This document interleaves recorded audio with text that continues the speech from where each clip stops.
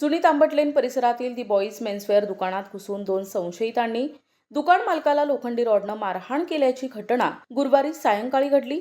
रोहित गांगुर्डे त्यांच्या मेन्सवेअर दुकानात सायंकाळच्या सुमारास संशयित सचिन रवींद्र सोनवणे आणि रितेश रवींद्र सोनवणे दुकानात आले।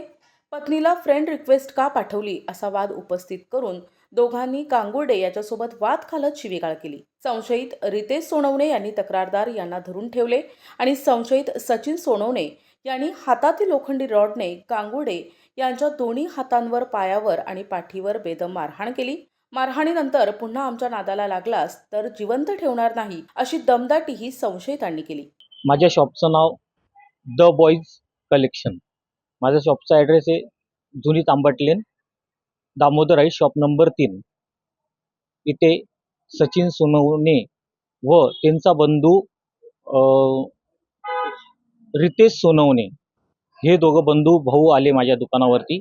ते मला म्हटले का तुझा मित्र आहे, माझ्या भावाच्या वहिनीला रिक्वेस्ट पाठवली त्यांनी फेसबुकला, त्यांनी ती रिक्वेस्ट कवर पाठवली। त्याच्यामध्ये माझा कोणत्याही प्रकारचा संबंध नसून त्यांनी मला डायरेक्ट गच्ची धरून मला बाहेर ओढलं दोघा भावांनी आणि मला लोखंडी दांड्यांनी मारहाण चालू केली आणि मला म्हणे माझ्याकडे चाकू असता तर मी तुझा इथंच मर्डर केला असतं।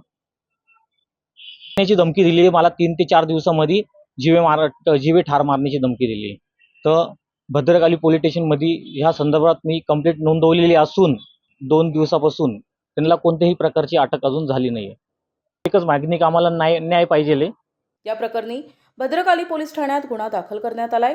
अधिक तपास पोलीस हवालदार भारत बोळे करत आहेत। प्रतिनिधी गुड्डू शेख, दिशा न्यूज, नाशिक।